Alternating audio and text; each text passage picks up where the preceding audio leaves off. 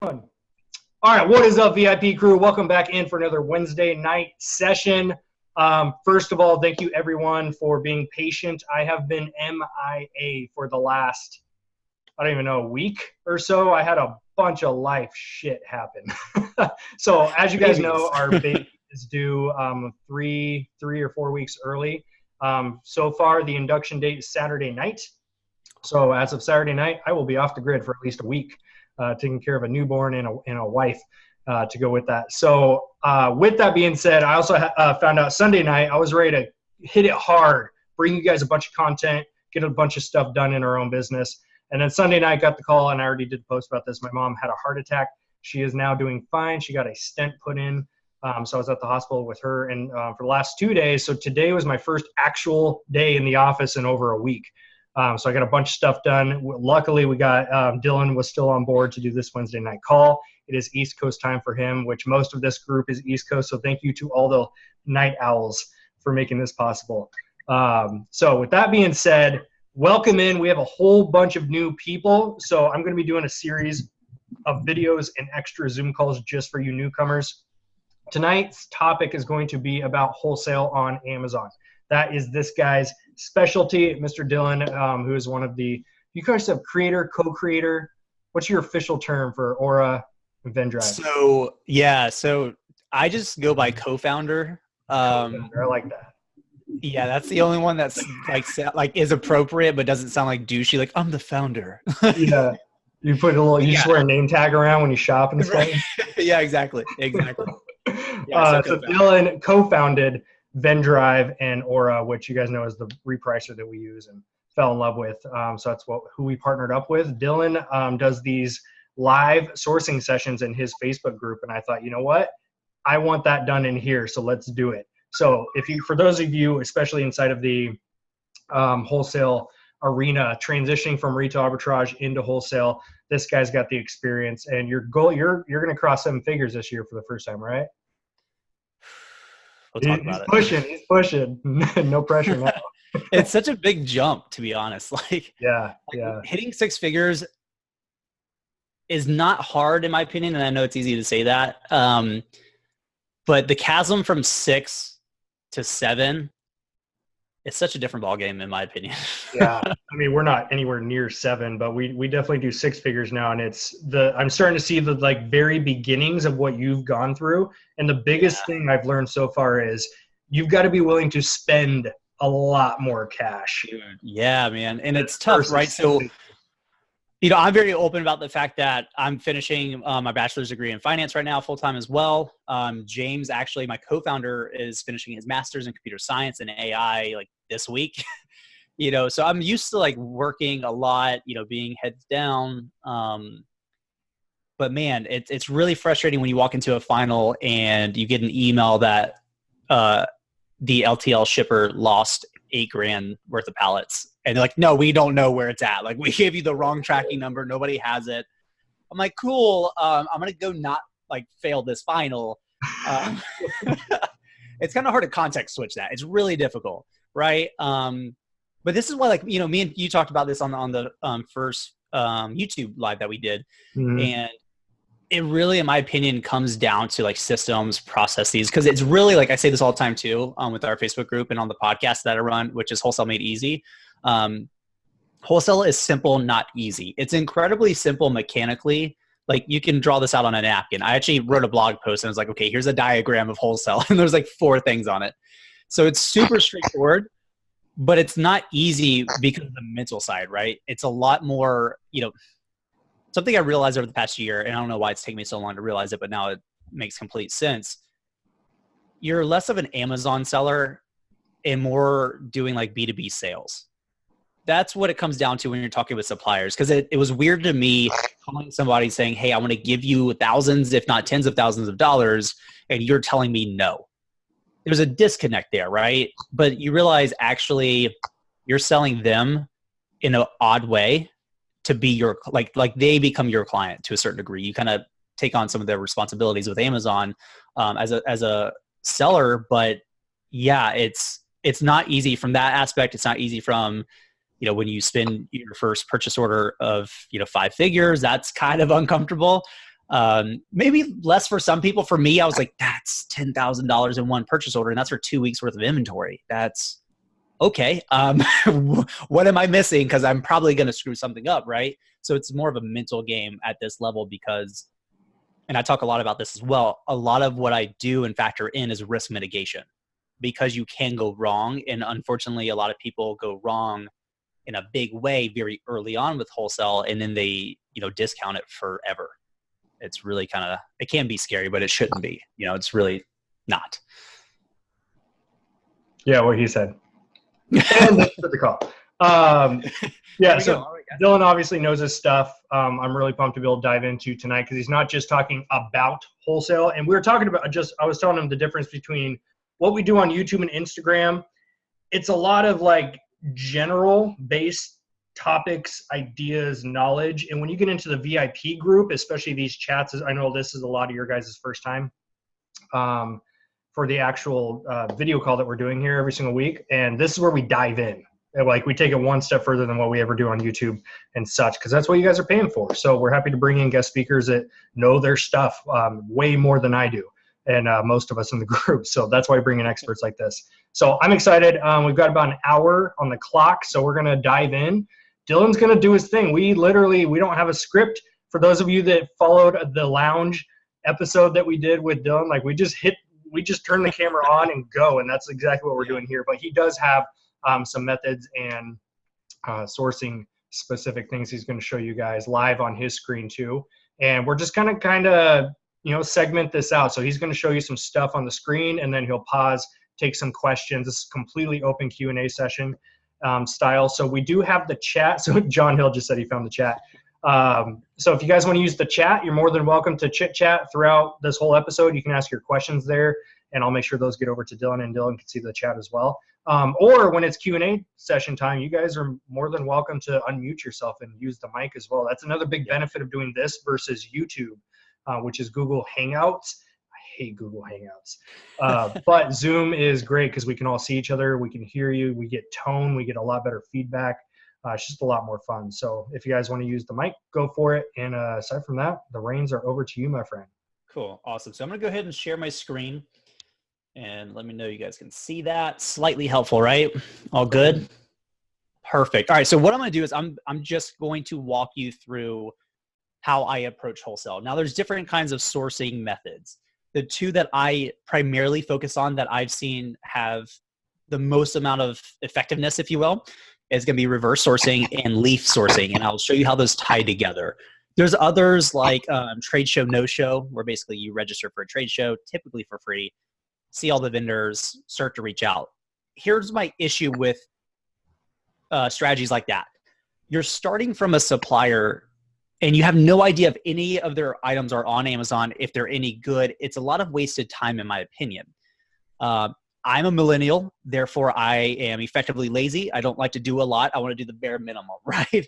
I want results. And the way I approach that is through reverse sourcing, right? I'm going to find products that are already doing well on Amazon, and then I'm going to go ahead and fill that already existing demand. So step number one, in my opinion, is the hardest, which is picking a category that you want to start sourcing to.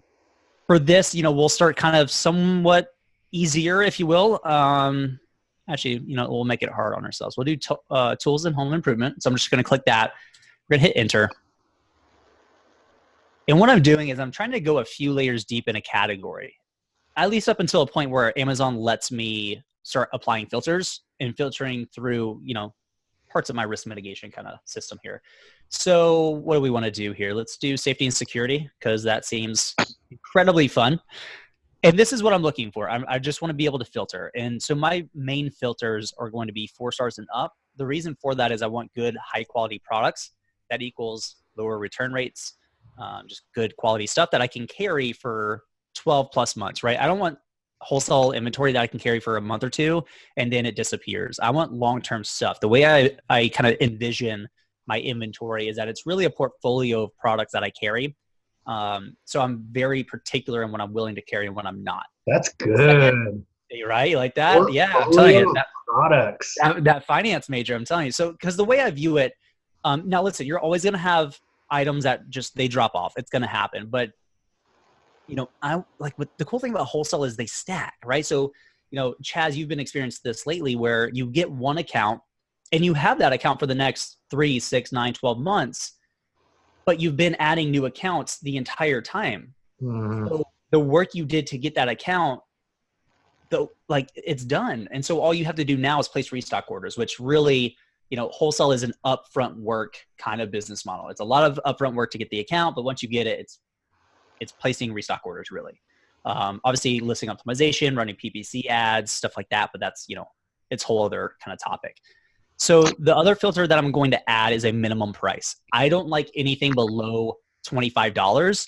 For this though, I'm going to do 50. I've been liking things over $100 lately, actually.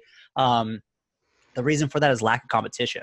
A lot of people will discount expensive products because they're like, well, Dillon, that's going to cost me $60 per unit. But if it's profitable, that's okay. The most expensive thing that I carry retails for $329.95. I pay like $160 per unit. Like I make $55 per unit in profit. So I can also run even expensive PPC ads. Now, granted, that's an outlier, but these exist and there's hardly any competition on that listing. So a few things that I'm using as well. So the Chrome extensions that I am using is DS Amazon Quick View. That's just going to be this guy right here. And I'm using, of course, Keepa. With this new setup, I've yet to actually log in to Keepa. So it's not going to show the BSR sales rank, but we'll kind of work around that. So DS Amazon Quick View, both are free. Well, Keepa's not anymore, but that's its own rant. DS Amazon Quick View helps me to quickly scan through product pages, right? So what I'm looking for is Amazon is not on the listing, and I'm looking for at least 3 FBA sellers or more. The reason why 3 is if there's only one, the likelihood of it being a private label product, fairly high. Not really worth my time, especially with people who have families, you have a full-time job, you say, Dillon, I got 2 hours, 3 hours a day to do this. Efficiency matters, right? So we're going to factor out a few things. Now, if there's 2 FBA sellers, likelihood of it being private label is a little bit lower, but from my experience, what I end up seeing a lot is private label seller and Amazon warehouse deals. So I just look for 3 or more. Doesn't mean you should. That's what I do. And so all I'm doing is I'm quickly scrolling through here. And I'm saying, okay, that's got 3. No FBA sellers. And I can tell you it's probably not a good one because it's got a 2 rank. But that's okay. Here's another one, 3 FBA sellers.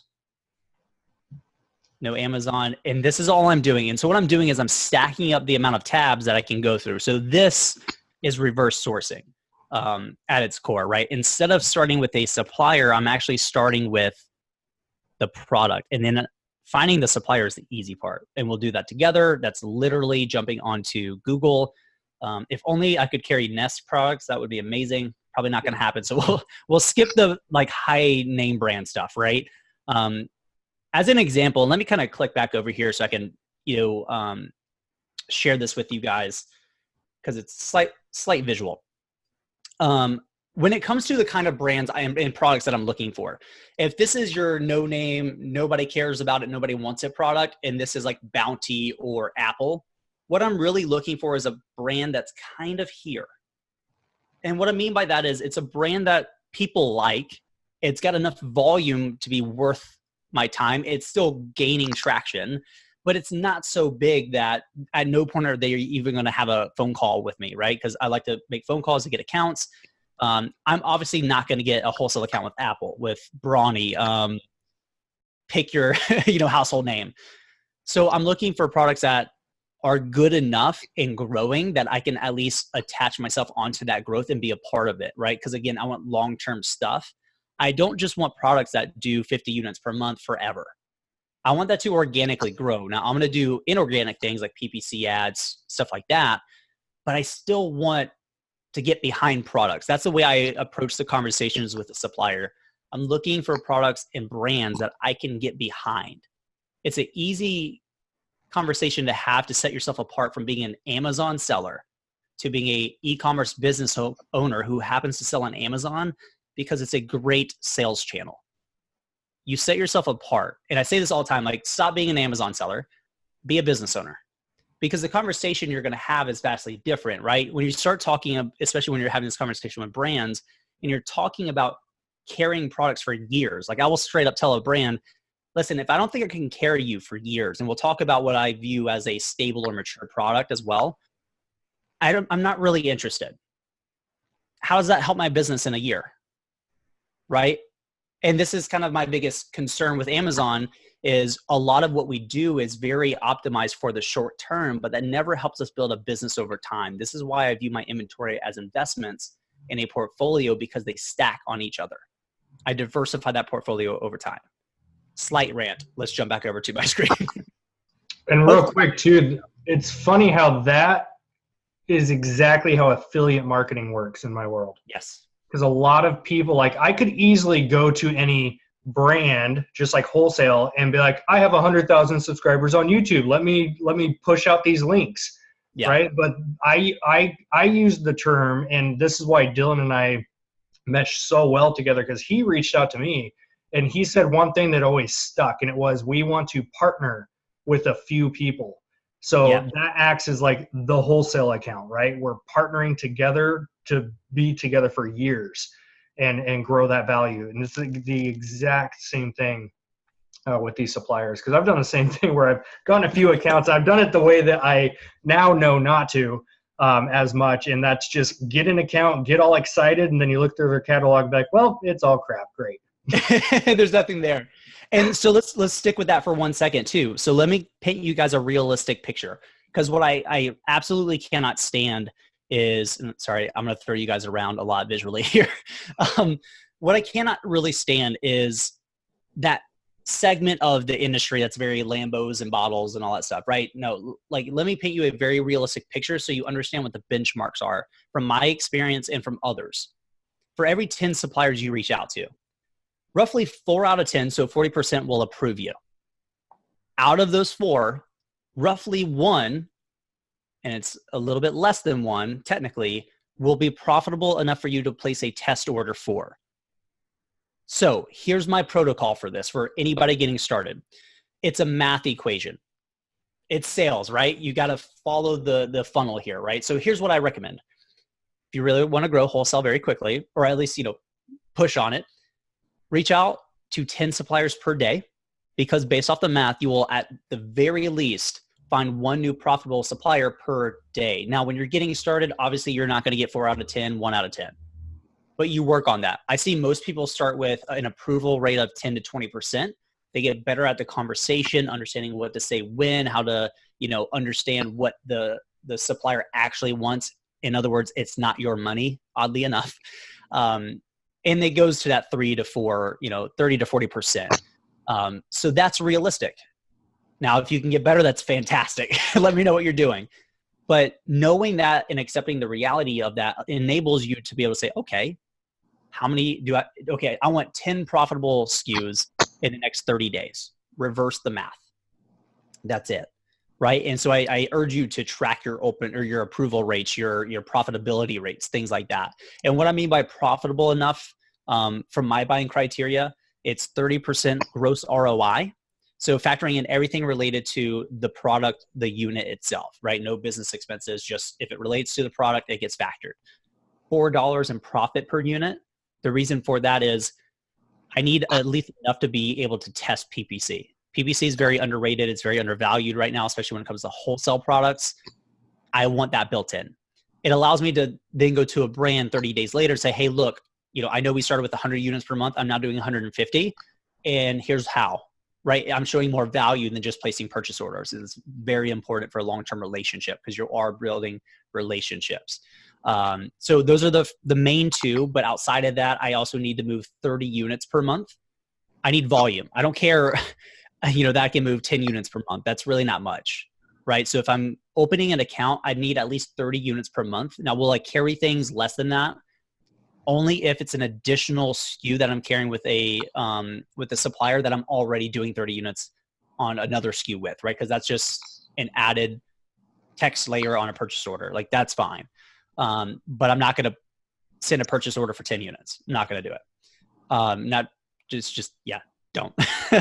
And I don't care to compete with Amazon. That's really it. I don't care, you know, the BSR. I don't care. I mean, I look at the BSR, but the way I paint the picture is I don't care how many competitors are on the listing. I don't care what the BSR is. I care about the equation. If the equation equals those things, I'm happy. And I'm going to place a test order. So let's kind of jump back over here. I know we're kind of jumping around. There's a lot to dive in, luckily, which is really good. And if you can't tell, I slightly geek out with this stuff. I have a feeling this will not be the last time we have you in here. Right. That's why I do this every Tuesday evening for an hour. And we'll be sure we'll plug Dillon's podcast link. We'll plug his Facebook group, all that kind of stuff. We'll plug. Hit the plugs. I like it. So we'll take a look at one more page, and then we'll start taking a look at actual product pages as well. And man, these nests. So you'll always find a little brand that dominates a category that's just amazing brand that you're never going to get, and always pulls your eyes, and you're like, yeah, oh wait, no, never mind. Totally normal. Okay, cool. So before we move forward, so that's basically leaf sourcing. The only part that we haven't done yet revolving around leaf sourcing is, let's make the assumption I like this product. The last leg of this is I take the brand name, I copy it, I throw it into Google, and then I find the brand name, and then I reach out to them. Now, and not to plug, but this is the way we do it. What I started doing early on was I would find this brand and then immediately contact them. It's not really efficient from a productivity standpoint. I like to batch things now. So what I'll do is, let's say I'll spend an entire day or an entire week doing nothing but sourcing and no phone calls. And so I'm building my list of suppliers to reach out to. So what I'm looking for here is anything sales, contact, wholesale related. I don't see anything other than contact. Not ideal in my opinion, but you know, let's take a look. Sometimes they will have sales stuff on here. Contact is a specific person. That's actually a pretty good sign. However, they're in Shenzhen, and I don't source it. And here's the thing too. I don't source anything outside of the US. It's all US based for logistics reasons. But as an example, let's say we want to move forward with this one. What I do is I do use VinDrive, oddly enough. And the way I build it, to give you guys an example, whether you're using a spreadsheet, Google Docs, whatever, you know, tool works for you, what I'm doing is I'm grabbing the relevant information, and I'm using this tool, VinDrive in this example, as my external brain for my wholesale business. I don't want to remember all this stuff, right? I don't want everything scattered. And so what I do is I just add a supplier, and basically the way it's set up is I move, you know, every supplier through my pipeline, right? These are the ones I have not contacted. These are the ones I have contacted. These are the ones that have responded, application received, submitted, and then eventually won or lost, or I just delete them because I don't want to deal with them anymore, right? So this is just my pipeline. That's all it is. These are actually ones that I found while doing live sourcing every single Tuesday. So feel free to take a screenshot and reach out. And so we'll kind of walk through this real quick. So I take the name here. So we'll add a supplier. The name, phone number, email, and website. I typically grab the page that actually has the contact information on it, because that's basically the only reason why I ever go to a site anyways. Now, is it on your guys' list? I don't know if you're allowed to say anything. To create a button or like an extension that you would click and it automatically fills that information out on VinDrive? Yeah, so we have so many ideas. So we do actually want to build like a Chrome extension. So let's say you're on the listing. And we're trying to find like an appropriate way to do it where it like makes sense and is accurate, but basically it would grab this, do a Google reverse search, and then add it to here with all this information for you. Oh, man, that'd be so good. It's more complicated because obviously not every website is structured the same. But it would at least add, you know, this and then the ASIN, right? So the only other thing that I add is going to be the ASIN. So let me grab that here. And then I add the product. First thing it does is it searches. That way we're not kind of overstepping ourselves and looking, you know, unprofessional. And then we just add that in there, and you know, it creates a profile. It's backing off its API access right now, so we're trying to figure out what they're doing there. But this just basically creates like a like a product profile page, if you will. We have, we connect with MWS, so you're able to pull the actual fees for everything.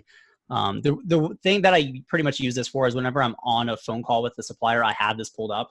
And so as we're talking numbers, especially if it's like a small SKU brand, and they're like, oh, this costs, $35 wholesale. You go, okay, cool. Well, that meets my $4. That means my 30%. How much would it cost for shipping? Okay, can I negotiate that? Maybe I can. Have the poundage here so I can somewhat, back of the napkin calculate my inbound shipping to Amazon. It just helps me be more efficient, if that makes sense, right? So that's the way I do it. And so what I'm doing this whole time is I'm just building this out. Now, for those of you using like virtual assistants, this is perfect for that because again, I don't care what tool, but have a process in place to where you can build this out. So every single morning or day, night, whatever, whenever you work, where to spend your time, where it's going to be most effective. And so like the little, flames that you see, that's just our little priority ticker. So if I want that on, that way I know, okay, well, I probably need to reach out to these 4 first before I reach out to this one because, let's say I put a note in here. One seller is on the listing, does not seem to be the brand itself. And here's a link to that seller. Application and initial outreach is form-based, which I don't personally like. But what I should do is submit an email and immediately make a phone call, right? So I'm able to just move forward and not have to spend too much time trying to remember stuff. I just log it all here. You can also files, all that stuff, right? That's irrelevant, but the process is what's important to me because I want to have a very clearly laid out process. So when you go to start scaling this thing, and by the way, it's going to happen quicker than you think it will, to bring on another person or a VA, having that system laid out, whether it's process street, again, spreadsheets, whatever, just makes that transition much easier to do. So hopefully that makes sense. So that's pretty much reverse sourcing in a nutshell. Let's kind of talk real quick about how I analyze a product listing. It's really not crazy. Similar stuff, right? I don't want private label products, so let me kind of shuffle this little video module around. So, I'm looking to see, okay, well, is the brand selling on the listing? This is Camp Park. Oh, by the way, Camp Park US. Okay, so I'm probably not interested. Now I might reach out because there's actually a few other sellers on here. You can successfully sell in parallel with another company. Now in this situation, of course, we have Amazon Warehouse Deals, Camp Park US, and Camp Park Direct. We also have Norwal company. Norwal is just kind of sliding in here, right? But they're not prime. So the likelihood of me getting this listing, pretty slim, right? So I'm not going to waste my time on it. Now, analyzing real quick. Yeah. Just so, because I know we have a flood of new people that came in that maybe are new to Amazon, don't know the policies quite yet. So Amazon Warehouse, never, ever, ever look at listings they're on and say, oh, well, they're doing it, so I could do it too. Yep, not the same thing. You guys notice Amazon Warehouse has used like new, but packaging may be damaged, which is against their own TOS, which states it has to be in pristine condition under like new. I just thought I just saw that. Yeah. I had to laugh at it. Every time. Amazon plays, its own rules in its own house for sure. Play dirty. So, they do. Yeah. So whenever I say I'm looking for a mature or a stabilized product, here's a good example from a price standpoint. Now, granted, this is, brand controlled, but it doesn't matter. This is still a pattern I'm looking for. Now, if we're only looking at new third-party FBA prices, that's really the one I care about the most.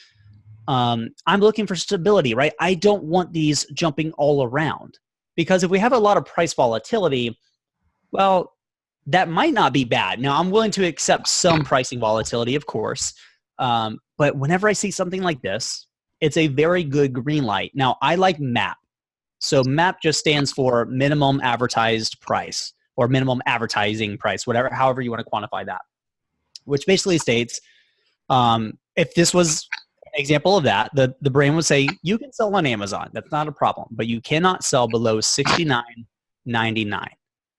So regardless of how many competitors are on the listing, the lowest price will be $69.99. And here's a little experience tip for you. If the MAP is $69.99, you will be selling at $69.99. You're never going to sell above MAP. I don't know why, but it never happens. but that's okay, right? So it's easy to see, okay, this probably has MAP. It's a pretty good pattern to notice very quickly, but I like that. I don't, and a lot of people say, well, Dillon, that, kind of gets rid of your, your control to compete. I disagree. A lot of sellers feel that way, and that's okay. But to me, that's an opportunity. It's less work.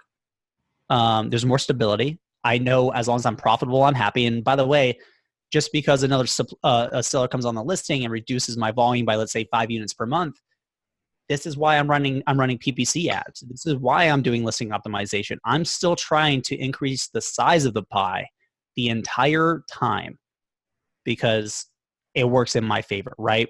Listing optimization obviously helps organically, so everybody else gets, access to that growth, but that's okay. But PPC is just to me, right? So I'm looking for the right situations. And another little tip for you guys too that will help regardless of, the business model you're in. Don't look for reasons to buy a product. Look for reasons not to buy a product, because if you can't find any, you should probably buy it. But if you're always looking for reasons to do it, it's confirmation bias, right? So as soon as you see one little thing, you go, I knew it, I should buy it. But you might be overlooking all the red flags, and I'm looking for those red flags, right? So I talk a lot about risk mitigation. One of those things is this a stabilized product? Because if it's been at $69.99 the past year, which pretty much it has, the likelihood of it continuing to be at that price point pretty high, right? I'm factoring all these things in. And like I said earlier, I have not logged in yet, so I don't have the BSR kind of kicking, the sales rank kicking up here. Another thing I really like to do is look at the stats. Now, from a BSR standpoint, because again, I want 30 units per month, I need to make an estimate. I'm not looking at the current BSR. Current BSR, is completely irrelevant. What I'm looking at is the average 90-day and the average 180-day BSRs, and I'm seeing if they're close. I might even take an average of those two averages. And so whenever I'm doing an estimate using, junglescout.com/estimator, I'm using the average BSR of the last 90 and 180 days, and then dividing that by the current competition plus myself.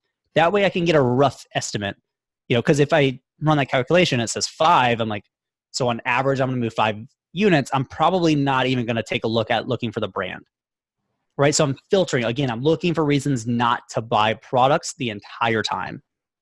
So let's kind of jump into some questions before we jump into leaf sourcing. Hopefully a lot of this makes sense. It's really, I feel like it's very underwhelming because you're going to be like, Dillon, really? This is it?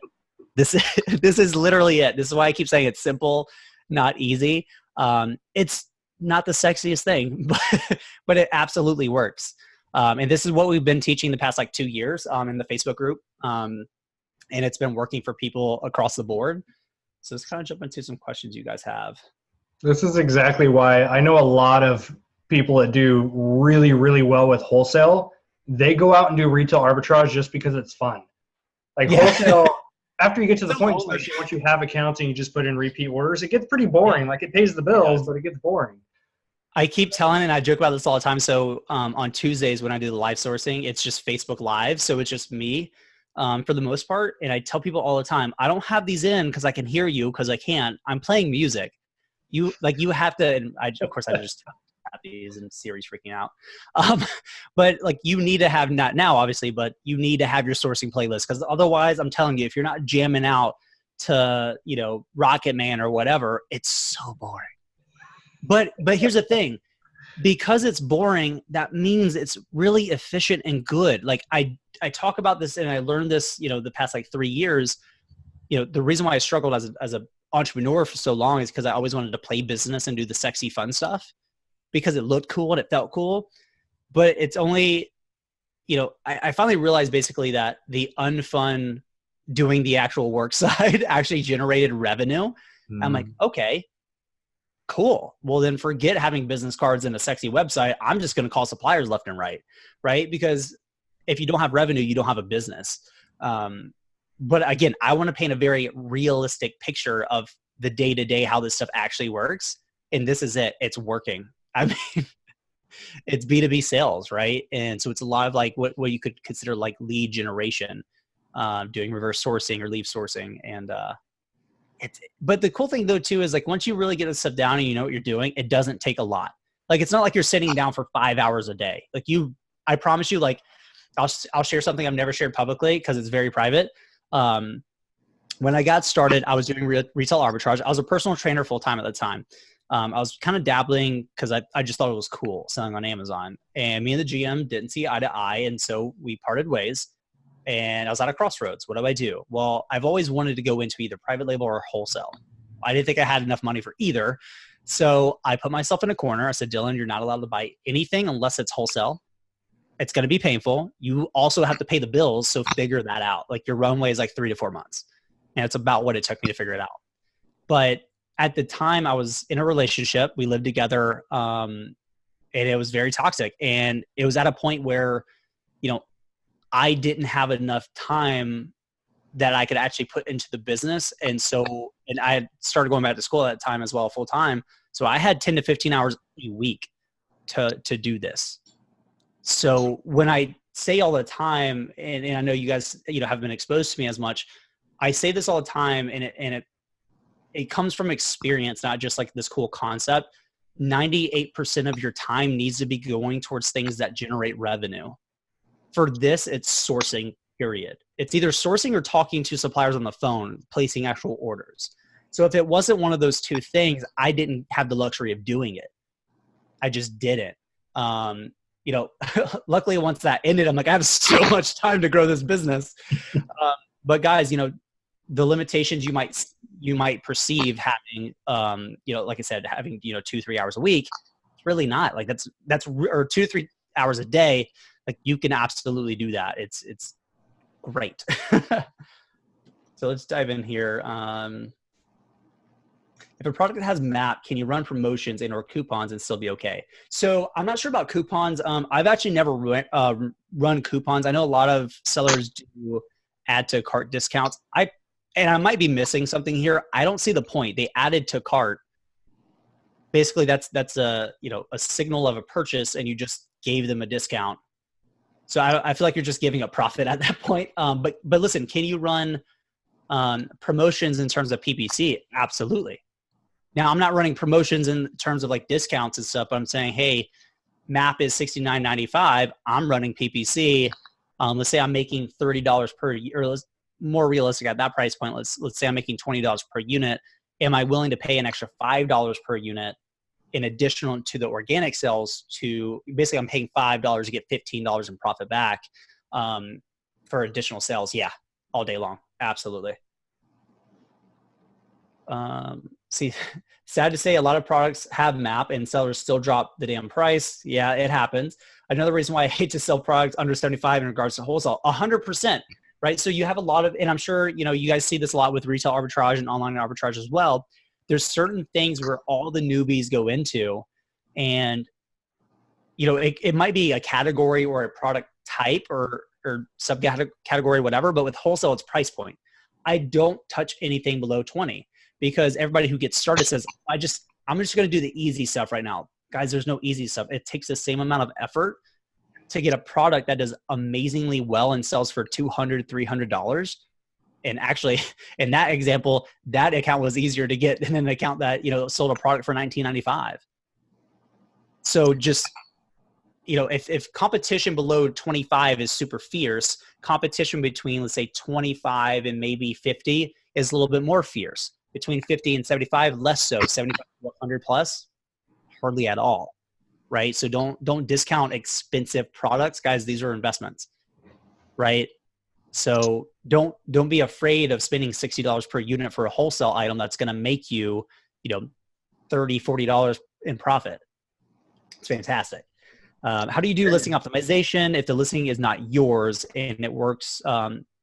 How it works for you versus competition? So it works equally for you both, right? Because it's a global listing kind of optimization thing. In terms of how you're doing that, that's kind of its own little topic.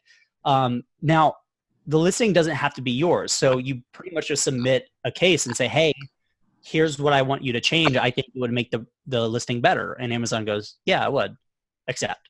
Now, obviously you can't just throw a bunch of random stuff in there. But no, adding like have one of the like, so if the pictures aren't good, right? Have a lifestyle picture, have high quality pictures, have multiple. Some listings you get on, they're selling well and there's one picture. Like you should have like 5 to 7. Right. We actually dove into this in the podcast with Amy Weiss, where like we literally dove into like step 1 of listing optimization, step 2, step 3. Like she gave like everything. So not to rehash, but that's a fantastic episode. I forget what number, but it's on there. But yeah, you don't have this. I think this is a myth, and I never like had been exposed to it. But like people think you have to own the listing to make it better. But no, I mean, think about that logically, right? Amazon wants their listings to get better because that increases sales, which increases fees, right? Mm-hmm. So they of course want that. And the turnaround time that I've seen is pretty quick on them accepting things and putting it into production. It's pretty quick. I don't know, Chaz, if you've seen that, slower, quicker, or anything like that, but I see like 45 hours or 48 to 72 hours is pretty good. Yeah. I've done probably 5 or 6. I haven't done a lot, but the 5 or 6 I've done, it's been 2 days max. Yeah, it's super quick, right? I thought it would take a lot longer because Amazon seller support is not known for their speediness. Yeah. But the second that you want to change a listing, like, yeah, they review it real quick. So yeah, because that adds revenue, right? So they're like, yeah, we'll do that. And it does help because I had a wholesale product I got 40 units of as my test buy. With a horrible picture. This thing was about this big, and the photo was on, you can tell it was a kitchen floor, like not a white floor, just a regular like kitchen. Yeah. Floor. And it was still selling quick, and I sold through 20 of them within probably 3 weeks. I'm like, okay, decent product. And then I requested to have the photo updated, and I gave them the manufacturer photo because it was from Wholesale. And once the photo was updated, I sold out the rest in like 5 days. Yeah. Like it makes such a huge difference. And it takes 5 It's so easy too. Yeah, it's so easy. So here's a good one too. Where was it? I just had it here. Oh, where did it go? Oh, here we go. So for US suppliers, you need an LLC and a resale certificate before you can get an account. Correct. Yes. So let's talk about a few things you do need. I'll tell you the way Dillon did it. So here's the thing. Way or the not right way? It's the scrappy way. So I'm very much of so if you've ever heard of like AppSumo, like Noah Kagan, he's very like, listen, don't do anything unless it's like, you don't have a business until you have revenue, right? So don't do all these things unless you have to. Like if you don't need to have a website technically to do business, don't have one until it makes sense. I believe in this. So what I did, I didn't have an LLC. So when they asked for an EIN number, which is, basically like a business social security number, I gave them my social security number, and I opened up a resale permit under my social security number and did business as myself. So guys, listen, when people say, oh, you have to have a beautiful website and like, Dillon@domain.com, here's what Dillon did. Dillon Carter is the business. Social Security is the EIN. I don't have a website. My email is dillondcarter@gmail.com. And here's my resale permit number, because you have to have that.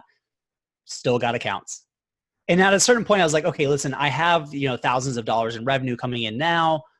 Now I've justified to myself I should get an LLC. I should shut down the resale number out of my name, throw it onto the business itself, have an actual EIN number. Now I need protection. A lot of people are like, oh, you need protection, Dillon.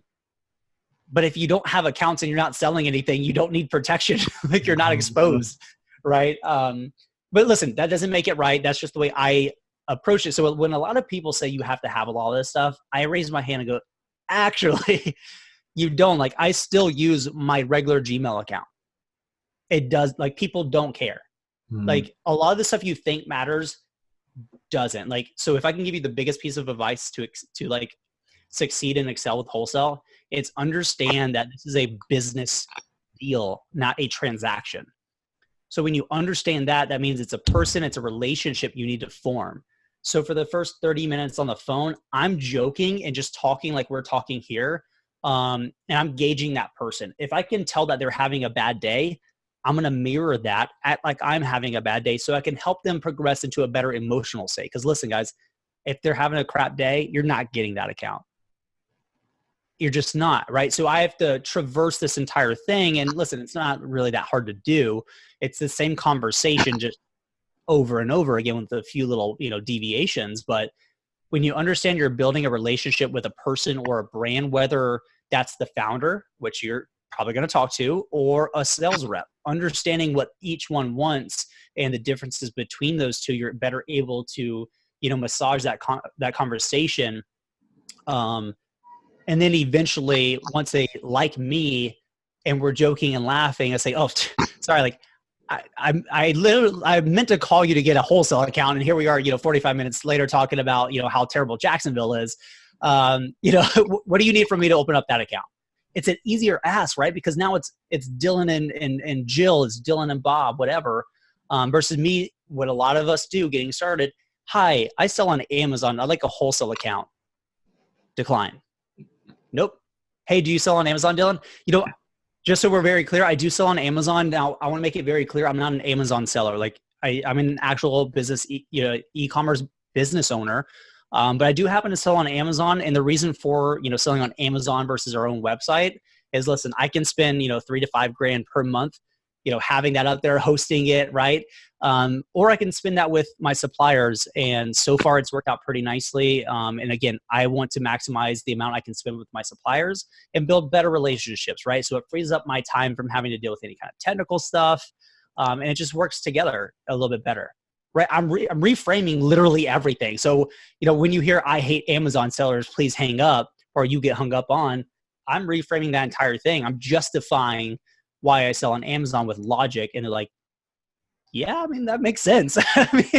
Right. Like, listen, you can straight up ask them, would you rather me have a website, which would be fantastic, and spend $5,000 a month with you? Or would you rather me be able to spend, 20 to 25 a month with you? Especially when it's a sales rep, they're like, that's how much in 10%? Like, yeah, right? So it's all about the position. But listen, retail arbitrage, online arbitrage, that's a pure transaction, right? You don't really have to deal with anybody. It's a pure purchase transaction. B2B, it's not. It's relationships and it's deal making, it's negotiating, not really in-depth stuff by any means. But listen, if they tell you the wholesale price is 35 and that means you're going to lose 10% on that purchase, or, hey, listen, 35 is really good. I want to get behind this product. I love what you guys are doing with this brand. I actually want to take a look at some of the other products that you guys carry. For me, our internal buying criteria, I have to be closer to 30% gross ROI on this. That puts us right to here. Now, listen, obviously, I know we both got to make money here. I'm willing to be flexible too. What will it take for us to get to that price? I'm not just saying give it to me. They might say, oh, well, instead of you ordering 100, if you order 300, we can make that work. Okay, well, if I can make that work, fantastic. Let's talk about it. Or, hey, by the way, Dillon, if you go and apply for this association, which costs $100 a year, and give us your member ID, I can immediately give you 15% of a discount outside of anything else. And if you spend over $25,000 with us in a given year, we automatically add 10%. So that gets you, closer to 25% of a discount. Okay, that's good to know. But I asked, and they like me, and we have a relationship. They don't share that stuff with a lot of other people, right? So you have to understand the flexibility and not just say, I need this. Hey, here's why I need it. Again, logic. What do you need from me to make that happen? Because I want to make sure this is a clear win-win for us. I don't want you to feel like I'm just trying to take. I want to make sure, it's got to be a good fit, right? Because obviously I have to be profitable enough to continue doing it. And I want to do that with you guys. It's such an easy conversation to have once you understand it and how it's mapped. But that, outside of sourcing, if you got that part done, you'll absolutely be on point. And just so you all know, because I know especially new people are like, how does he say it so clearly and so quick? He's literally seen live thousands of times by now. Yeah. It's all practice. Because when you first pick up the phone, you're not going to talk like what he just did. No. It's going to be, can I talk to someone about an account? And listen, we all do that. We fumble around. Like I stutter and I randomly stop in conversation. You guys have heard me. I just did it then. So it's not going to be smooth and perfect every single time. But a lot of the biggest fears that I hear people have is, well, what if they ask me a question I don't have an answer to? Give them a different answer. This happens all the time. It's still going to happen, right? Regardless of how experienced you are, someone's going to throw you a curveball and you're like, I don't know. So here's what you do. That's a great question. Actually, I don't know. So I'll have to get back to you. And I'll send you an email about that later. So in terms of like, the wholesale pricing, do you guys typically do a percentage? Like I'm giving them an answer, but I'm also deflecting back to what I actually want. We just took a little detour and we're coming back. I mean, even to the extent of, God, one of them you hear a lot, and which was really, this one caught me off guard because I just got quiet. So what's your track record? You don't really have one. How do you answer that? Here's a perfect one. It's the same mental concept. I'm kind of deflecting it and I'm getting back to the conversation. So all I'm saying is, we're actually within the first year of the business, and what we're looking to do right now is spend anywhere between 20 to 30 grand with the brand in this category. Right now, we're talking with a few others. We're looking at this other category as well. I would like to do that with a single brand, but if not, we have to do that with a few. That's okay too. But here's kind of really what we're looking to do. I think I can do that with you guys based off the pricing structure and what I'm seeing in terms of volumes and our estimates. If we're a good fit for each other, that'd be fantastic. If not, I totally get it. I mean, it could be a little bit more polished than that, even a little bit less, right? I'm not going to tell them I've only sold 10 grand on Amazon. One, it's irrelevant. And I'm telling them what I'm trying to do. It's just like when I started the podcast, I had to get people and be like, hey, will you be on my podcast? By the way, it technically doesn't exist yet. How many followers do you have? Right. But you get the same questions. And so you go, oh, well, actually, we've gone ahead and recorded 5. Here's the people that I have on here. Here's the people we're talking with right now and scheduling to be on the podcast. And I'd like you to be within the first 5 episodes that we launch with. And by the way, we have this Facebook group that we've grown and blah, blah, blah. Like, it's what I'm doing. I don't care what I've done, right? Just because I did 10 grand last year in Amazon sales doesn't mean I'm not going to do 6 figures this year. Right. And so it honestly always comes back to dating for some reason. That's always my go-to analogy. But like you heard what I said at the end, if it's a good fit, that would be awesome. If not, not a big deal. You don't hold the keys to my success, right? You not giving me an account does not faze me. I go, great. If anything changes, let me know. Have a great day. Hang up, call the next one. I don't care because you don't dictate my success. Right? I know it's a numbers game. I know, 6 out of 10 are going to deny me. Don't care. Right? And so getting them to understand that you're not needy in that regard, right? It's not like, I need this account. Please give it to me. It's like, yeah, hey, listen, if it's a cool fit, if it's a great fit, and we're both profitable and growing together, that's awesome. If we can't do that together, we're just not really on the same kind of path, it's not a big deal. Right? Like going up to a girl and asking like, hey, do you want to go to dinner tonight? It's a little bit much, especially if they don't know you, right? You might be a psychopath. But saying, hey, listen, I saw you. You seem really cool. I'm attracted to you. If you're interested, I'd like to grab drinks tonight. If not, it's really not a big deal. It's less intimidating. It's less like put you on the spot. Like I don't want to because you might be a psychopath, but I can't tell you no because you might be a psychopath, right? And so it's just understanding that it's the same kind of psychology there, slightly different. But it's really not that hardcore. That's the cool part. Like, I know I'm throwing a lot at you guys, but I promise you it's the same conversation. And once you know how to answer one of those questions, regardless of how it's asked, I give the same answer. It's like I have a cue. They go, this question, I go, that answer. This question, that answer. I don't have any more questions. I want the account. No. Yeah, right. I'm getting rid of all their fears because listen, like brands, especially because I mainly focus on brands, not distributors, hate working with Amazon sellers. That's a huge opportunity because if you take the time to ask them why they do, over time, after talking with so many of them, you find a pattern. You're too needy. You have terrible conversation, or you have terrible communication. You never follow map. You negotiate like crazy, and then you place $500 orders, and then I never hear from you again. Okay, fix those. Demonstrate that. I'm on the phone having a great conversation. We haven't even talked about business, and it's 45 minutes later. Great communication. By the way, I love MAP. 98% of my inventory is MAP, and I'll actually help you police it a little bit. I'll let you know if something changes. Okay.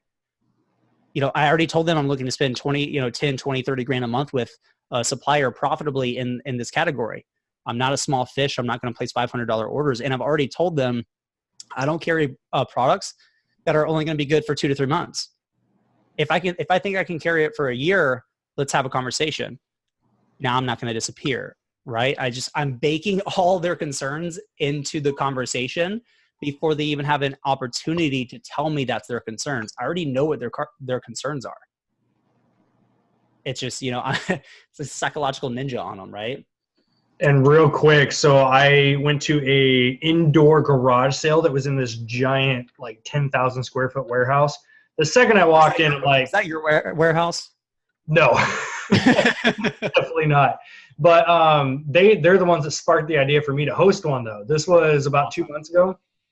And I walk in because I'm going for the garage sale. That's what I'm going for. I walk in and I start looking. I'm like, there's guys like welding stuff and just it's a shop, like a giant shop. And I finally asked the guy around the show, I'm like, what do you guys do here? Because this is not like a regular thing. And it turns out they manufacture like high-end knives, like $200 and $300 sets. Okay. Of knives. And I'm like, all right. So tell me more about your business. Tell me more about what price list. I'm like, they're literally 5 minutes away from my office. Oh my God. I had no idea they existed. And so I started asking questions. And the second he talks about what he's doing for his business, I'm like, are you guys selling online? Do you have your own website? I'm trying to detour away from like straight to Amazon talk. Yeah. And he brings up, it's like we sell online, primarily our own website. We dealt with some Amazon people. We do not like them. And I detoured away from that real quick. And I'm like, have you tried eBay as a platform? He's like, I've never actually looked into it for our product. And I did a search right there. I'm like, well, someone's selling some of your products just retail arbitrage style.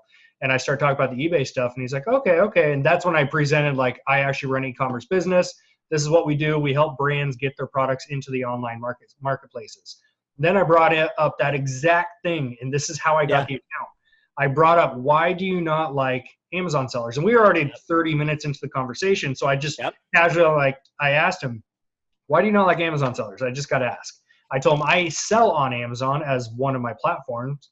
And he's like, I sold to like 5 guys, distributor level, and they just tank the prices. They don't follow the exact same thing you just said. They don't follow MAP. They tank the prices. They're not consistent with ordering every month. And it could, like, just problem after problem. And all I did was say, if you had somebody that was on that listing helping you monitor and police it every week, is that something you would be interested in? And his immediate answer was like, I would love that because I don't have time to do that. I'm like, I will report any, and I told him, because we were BSing around at this point. And there's always something about if they're local to you, makes a world of difference. It does. And I was BSing around with them. I'm like, tell you what, I will report any assholes I see breaking your MAP policy. And he's like, all right, let's talk. Exchange business cards, called him a week later.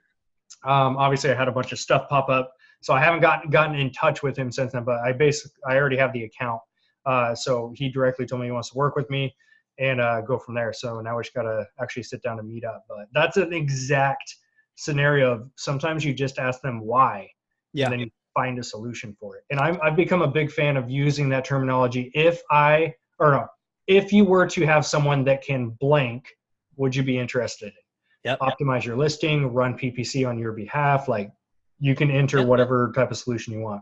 Exactly. And what's funny is these aren't like just hypotheticals that I've like pontificated out of my own head. It's because I would not get like approved for accounts. And finally, like, you know what? You've already told me no, listen. And literally I would say, listen, we've already gone over the fact I'm not getting the account. That's totally okay. Could you just shed some light on, because I want to understand this from your perspective. I'm hearing that this is painful, but like, I want to know what that means. Like how, why, how can I better serve you? And that's when I started to realize, actually, they're my client. That's the way you have to treat that relationship, right? I'm helping protect them. I'm helping them get what they want. And by default, I also get what I want. But it starts with them, right? So this literally comes out of desperation that I've learned all this stuff. But listen, I've done this. I started asking 20, 30 suppliers back to back to back. And I wrote them all down and say, you know what? There's all of 4, maybe 5. And that's it. If I understand how to solve those objections, either when asked or when not asked, I can, more proactively approach those conversations. It's not hard, right? This is something I learned being a personal trainer. I had to understand, is this a financial objection? Is it a relationship one? Like when somebody says, you know what, actually I need to talk to my husband or I need to talk to my wife first. Perfect. Here's what I say for that, right? I take that same framework and say, okay, these are actually just sales objections. I need to understand how to overcome them. And if I can do that, that's my competitive advantage. But it's not like I need to have a crystal ball that solves, 20, 30 plus questions. It's 5. That's what's great. There's a pattern, right? Because it's psychology, it's people. Yeah, I'm glad you kind of validated that for me too here. Like that was the first time I've been able to do the like all police listings for you thing. Yeah. And it worked. I was pumped. Yeah. That's it. Let's jump over real quick because I know I want to be like super like a lot of this stuff is very good, but I also want to show the leaf sourcing to you guys as well. So let me kind of jump over here and show you guys that too, because it's super simple. But I want you to understand that there's 2 ways to approach sourcing itself, and leaf sourcing actually helps you increase the amount of products you're finding. So when I say, listen, doing this 10, 15 hours a week is totally doable, here's how. So let's say this is a product that I find and I do like. Well, the likelihood of me finding other products that are similar, if this one will show it. Maybe this is a bad example. That's a bad example. That's okay. Don't show me what I need. Let's jump over here. No, see if this one does. Right. Okay, I'm over cameras at this point because they're not helping me demonstrate a point. Okay.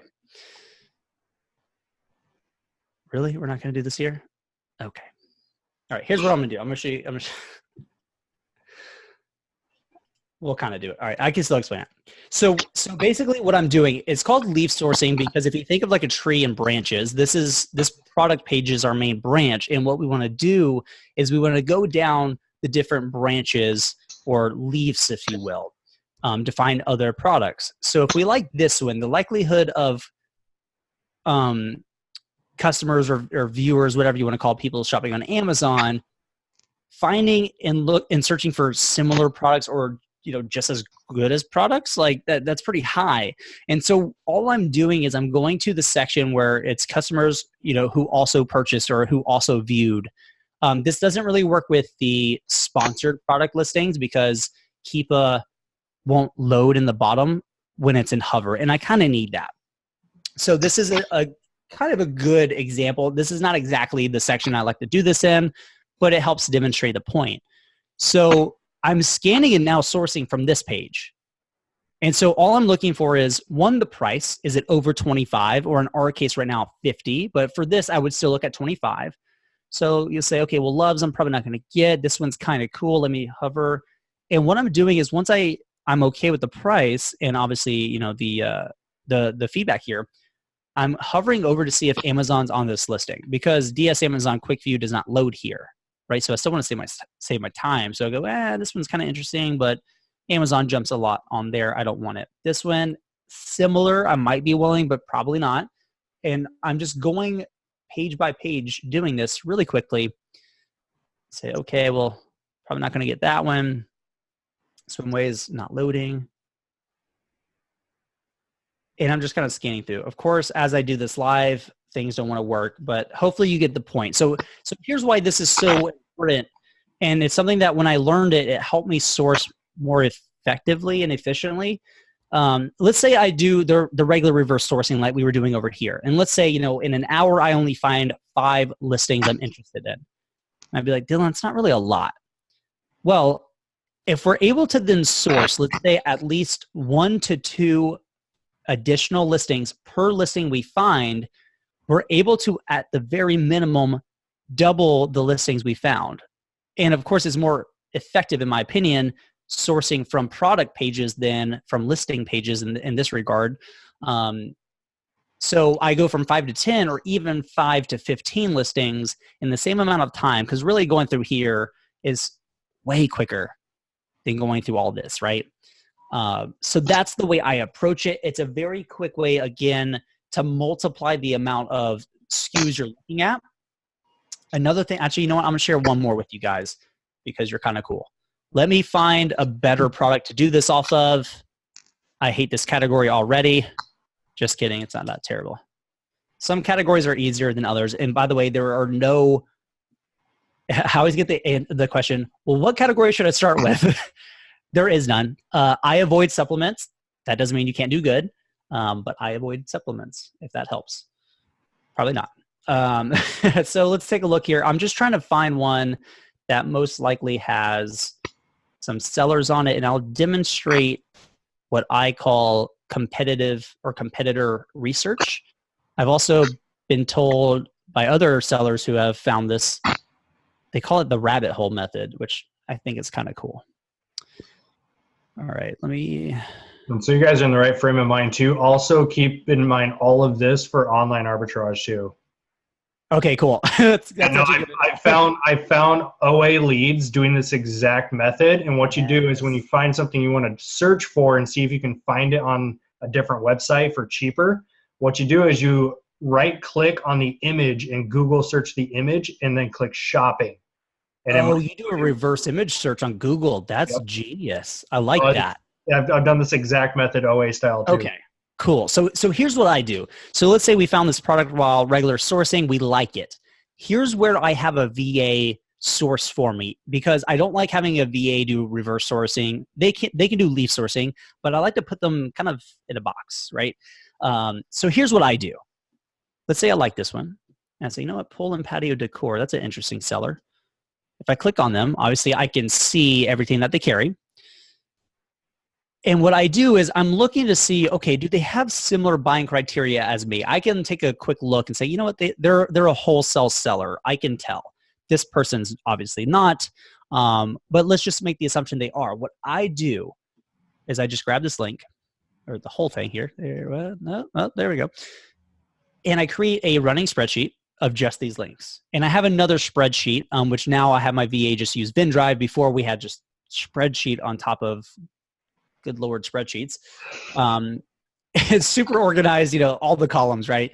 And so what I'm doing is I'm saying, hey, go through all these. And there might be 200 plus listings. So it can be time consuming, but guys, having a VA do 10 to 20 hours for, $4 to $6 per hour, doing nothing but these, it's great. And so what ends up happening is, if you have this set up a certain way, every morning you log in and you say, hey, my VA found me an additional 10 listings I want to look at. And they all meet my buying criteria, because the only way my VA is allowed to add it to VinDrive is if it meets all my buying criteria. She literally has to check yes on the ones she has access to. Obviously, she's not going to know pricing, but there's a lot of stuff she can look for. Is this a stabilized product, right? How many sellers on it? Is it map enforced, or does it look map enforced? All these things she's looking for. Can I potentially move 30 units per month given current competition plus myself? All these things she's doing, but instead of me having to go through 200 listings, I'm going through max 20. So for every, just to give you like an idea of how this typically plays out, what I typically see is for every storefront we do this with, we find max 20 listings that really meet my buying criteria. So it's a good growth lever. I know there's potentially some ethics stuff to it. I don't see the case because it happens to me all the time. But it's a good method really to start to scale with the VA. I know a lot of people try to hire VAs to source and they find it really painful. It's a good way to put a VA in a box and they really can't mess it up. But once they get good at that, then you can say, hey, now you get it. I want you to do leaf sourcing for me as well. So every listing I find, I'll still do reverse sourcing, but now you're going to do leaf sourcing and competitor research. And then maybe you do all my sourcing period and all I do is phone calls, right? I'm being very effective with my time. So hopefully that kind of helps shed some light on like those are the 3 top strategies. If you pay for a very expensive wholesale course, that's what they're going to teach you. Pretty much. That's why I summed this. Pretty so much. we wrote a blog. Yeah, like we wrote a blog post, or I wrote a blog post. It's vendrive.com/blog/wholesale-sourcing. And we'll send links or whatever. But I literally wrote down all of this into a very in-depth blog post. So you don't have to spend $2,000 on a very expensive wholesale course that's going to teach you what is already available knowledge-wise. And you can instead spend $2,000 on inventory, especially if you're getting started, right? But that's going to help a lot. Yeah. And I've seen it firsthand. There's people that have messaged me like, hey, I just bought this course. I don't have any money to spend with the suppliers now. I'm like, you shouldn't have bought the course. So now you literally just you just made sure you don't have a business. Yeah. I'm not against expensive courses. I pay for them myself, but getting started, I don't agree with it. If it's, hey, how to go from 6 to 7 figures, totally different. Mm-hmm. Advanced stuff, I'm cool with. But listen, guys, I can sub this stuff up in like an hour or a blog post. It's not going to cost you $2,000 to learn this. Yeah. And the blog post is awesome. I read it because I think we plugged that on the first YouTube show we did. Yeah, I think we did. So if you can send me over links, by the time this is a Facebook post, you guys will see all the resource links, the extensions that he was using, all that kind of stuff we'll put in there.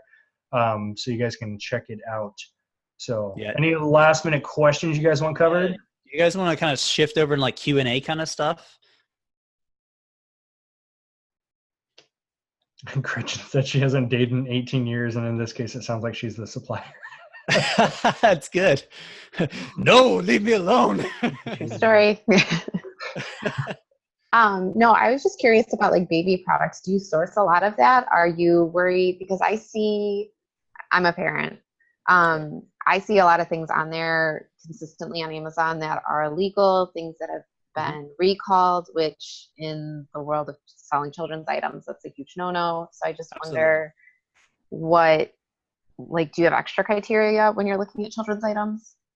Yeah. So the only stuff that I've really carried, and I've carried like baby and infant stuff, but nothing consumable. I really have not touched consumables, mainly for that reason. I just and again, me having a direct relationship and account with the brand tells me it's not inauthentic. There's no issues. But as an example, I carried a product. It was actually an infant toy, but it required, I believe it's called a CPC form. Yeah. Right. So child protective something or another. So I could not list it unless I had that from the brand.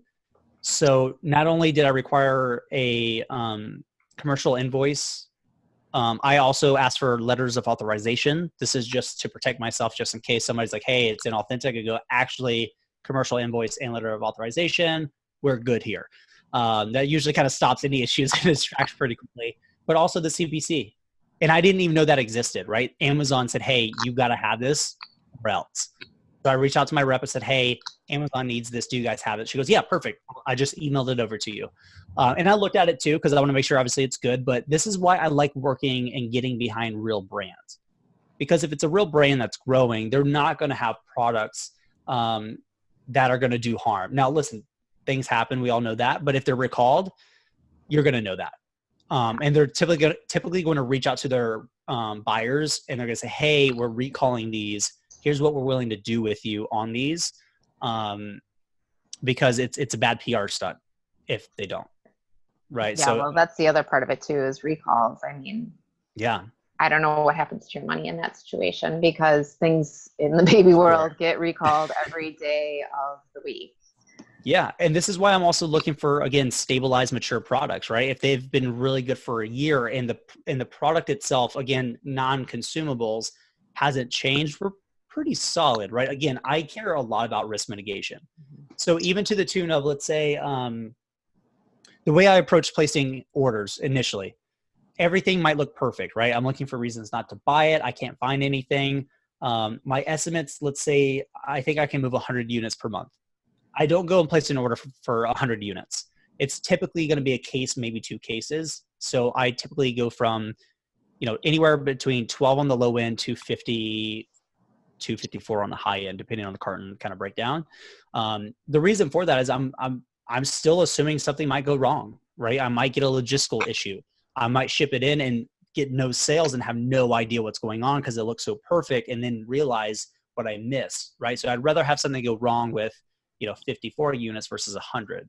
And especially when you're looking at estimates of thousands of units, this is where people get in trouble. They go, oh, I'll purchase 1,000 units, and then they miss something. But even in those situations, it's good to understand and have a conversation. Hey, if I wanted to send these back to you guys, what's your policy? They might buy it back for 90%, 80%. It's 80 to 85% is typically what I see. So if you're looking at risk from a capital standpoint, it's not necessarily your full purchase order. It's the purchase order minus what they're willing to buy back at, right? So you might have, let's say, an initial potential risk of $1,000 for the first purchase order. But if they're willing to buy back at 80%, actually your risk is $200. Right. Right. In similar situations, I've yet to have any kind of, callbacks or anything like that. I avoid a lot of products. I'm very picky. And I joke that I'm effectively lazy, but really what I'm doing is I'm just sifting through the stuff that would have a high probability of risk. I'm really just risk averse. A lot of entrepreneurs have this idea that you're risky, and that's not the case. You're actually risk averse. You're taking calculated risk and mitigating or managing risk. And that comes with consumables, in my opinion. I know some people are like, no, I don't care if it sells, it sells. Yeah, but I don't want to get sued, And so, and listen, I'm not a parent. So, I'm a 27-year-old, white kid. So, but at the same time, like that stuff is something to consider. You still have a responsibility, even though it's easy to make the assumption you don't because you're just an Amazon seller. But this is why I always say, don't be an Amazon seller, be a business owner. You take on responsibilities. That includes carrying good, high quality products, right? One of the filters I showed you guys is 4 stars and up. Right. If it's had that and it's maintained that, it's a good quality product. I can read through the reviews, right? You can see it all day long. You can look at stuff that is very profitable and it's got 2-3 stars because people are like, this is garbage. Or my kid got sick because it licked this, plastic piece and it's got something toxic in it. Yeah, I'm not touching that crap. Absolutely not. That's bad karma. That makes a lot of sense. I like it. Oh, my stuck. Crystal asks, how do you report map breakers directly to Amazon or the brand? To the brand. Amazon's not going to care because that agreement is not with Amazon. It's between you and the brand. And listen, sometimes you're going to have a seller who somehow purchased this inventory and did not sign a map agreement because they got it from a distributor or somehow. I've had this happen too. And I've reached out directly and said, hey guys, we have map. And they go, well, we don't. Well, you're not wrong. There's nothing you can do. So when we say policing, that doesn't mean like you're going to contact them and be like, hey, shut it down. Listen, I get that from like Chinese sellers and I literally tell them to piss off because they're like, oh, we're the brand and, we're going to sue you and have, our lawyers reach out, go, cool. Here's my address. Here's my phone number. Actually, you're not going to do crap because I have a direct relationship with the brand, a good relationship, so I have kind of like a moat built around all my accounts, but it's calling them up. They know typically who's on a listing and it's a quick conversation. I mean, if you have a good enough relationship, even just a text, hey, just letting you know this seller went below map. Here's their price. Here's a screenshot of it for proof. Just letting you know.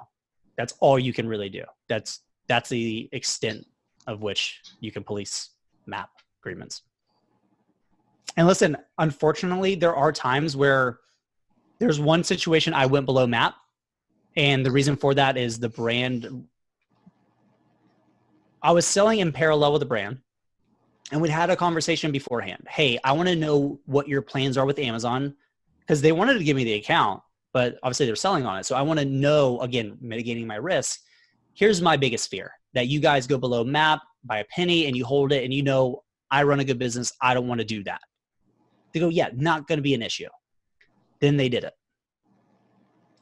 Well, we have an agreement together. whether formal or informal. So guess what? I'm going below map. Now I called them first. Hey, what's going on? Oh, well, we've decided to change our approach. Okay. Me too. This is a two-way relationship. You don't get to cheat on me. Sorry, I'm out. And I told them, okay, I totally understand that. You should have talked to me first. Here's what I'm going to do. I'm going to liquidate my inventory. I'm not going to take the price because I don't want to hurt your brand equity, nothing like that. But I will be moving my inventory and I will not be placing a restock order. That's it.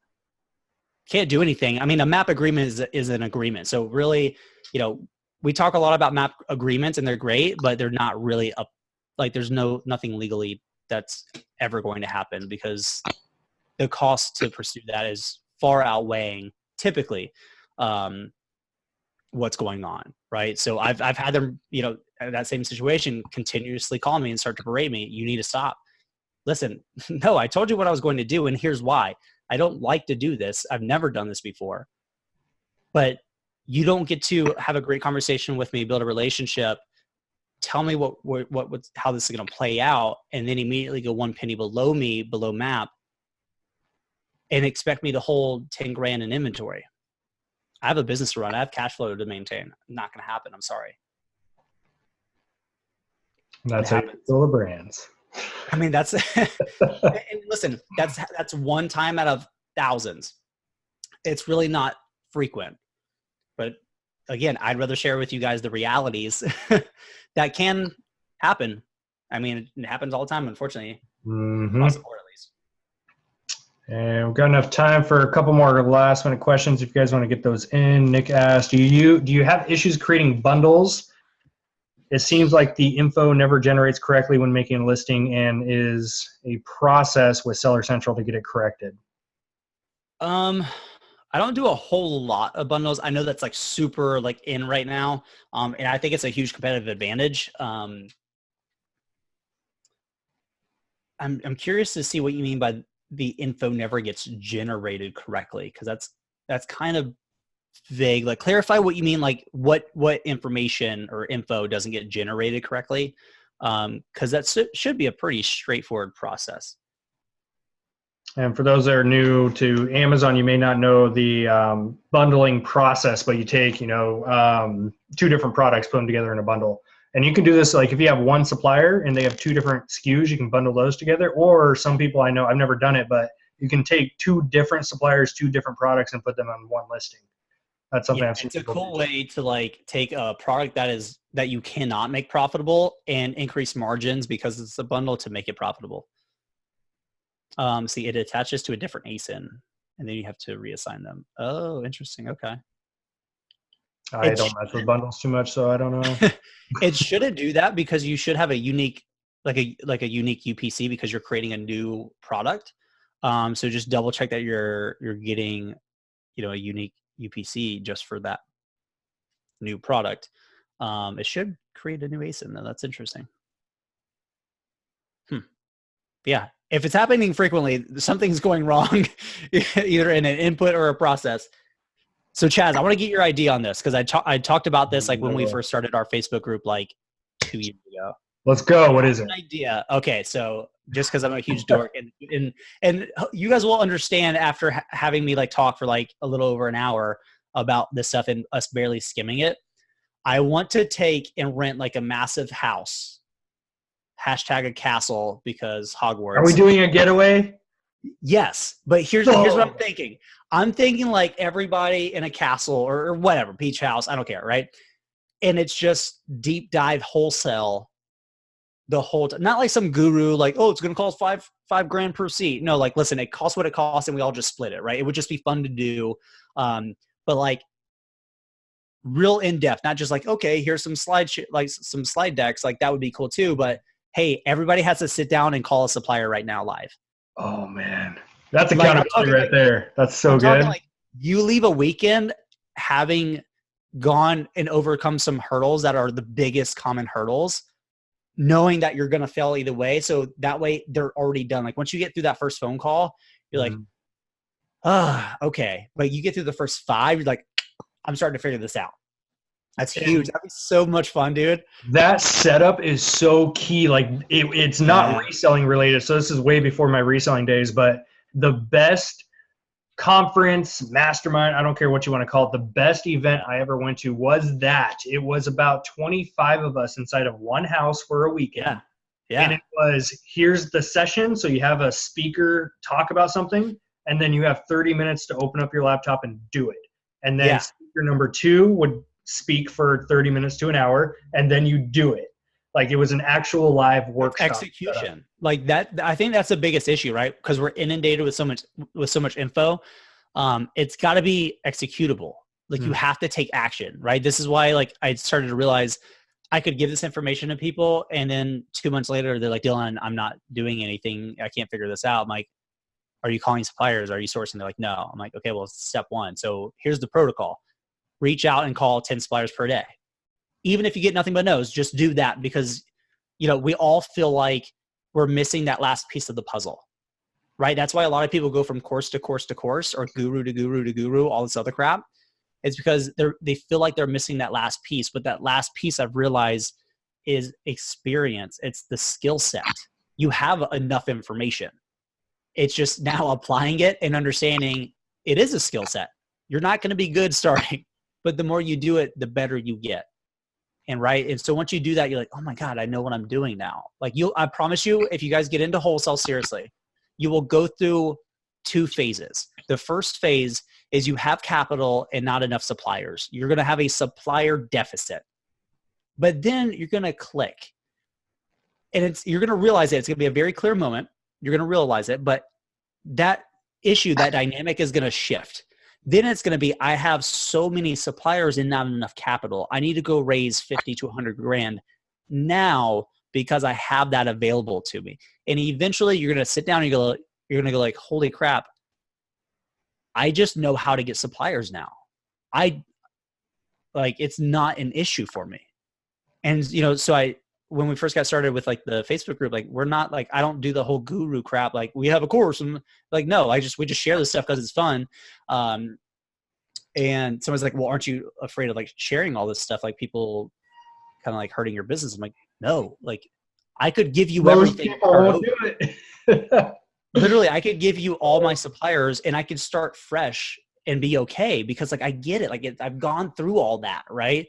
But it's funny because we've had people like Jenna and Jill's going through it right now, which is fun to see again. But I've watched people and be on the phone with them and them call me and be like, Dillon, I just had to click. Because I told them, I was like, here's what you're going to experience.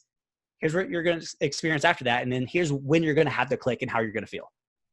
And then they call me and go, I just felt that way. I'm like, I know, like, it's cool because like, again, I just stuff I've experienced.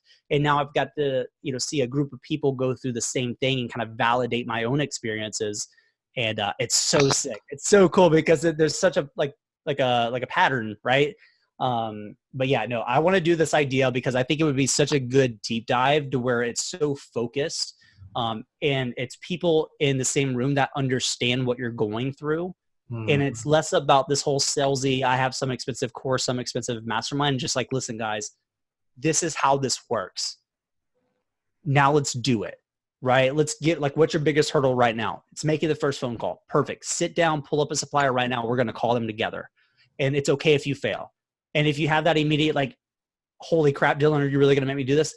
Cool. Let's sit with that. Like, let's talk about that. Right. Let's get over those mental hurdles. This is why I keep saying it's simple, not easy. It's the mental side. It's all the shit we have to go through, to gain experience. Like, I'm not an outgoing person. Like, I'm relatively shy and quiet, oddly enough.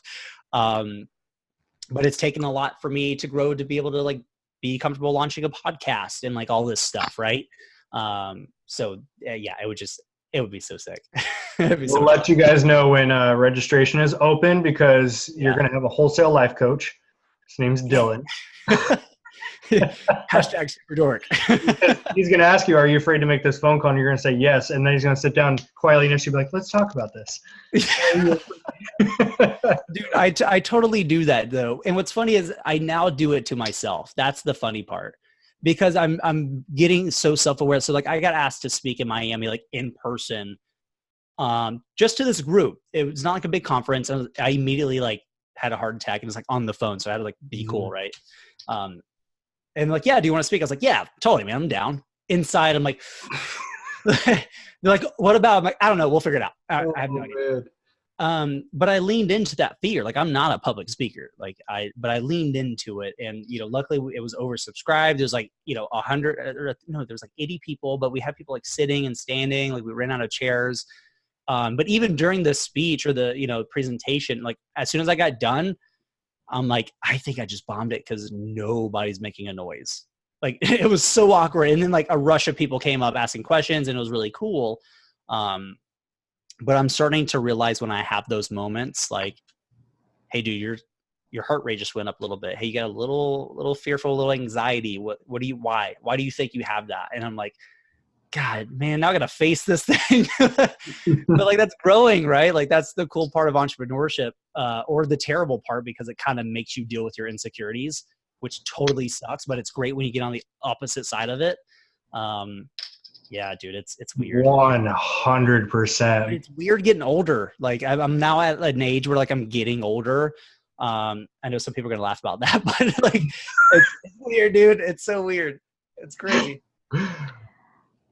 I don't know which is worse though when you have moments like that, because for me, I'm always like, oh yeah, I can do that. That's fine. And then like 2 minutes before it's about to happen, I'm like, what am I doing? This was an awful idea. Why am I doing this? No, I do that too. Like on the drive down there, I'm like, should I do this? Maybe I shouldn't. Were you trying to rehearse whatever excuse you were going to call? Yeah, dude. And then they gave me like because it was in Miami, and they gave me like, I love coffee. And like, oh, do you want some? I was like, yeah, sure. It's in the morning. And they're like, oh, it's like strong coffee. I'm like, guys, we're good. I like coffee. No, it was like some like really strong like Colombian espresso. And of course, I just throw it back. Like an hour before I go to speak. And of course, now I'm the young millennial hyped up on caffeine who's talking 90 minutes to nothing. And they're like, dude, slow down. So even then, like I kind of screwed up, but it's, I provided value and it was well received, and like I grew a lot from it.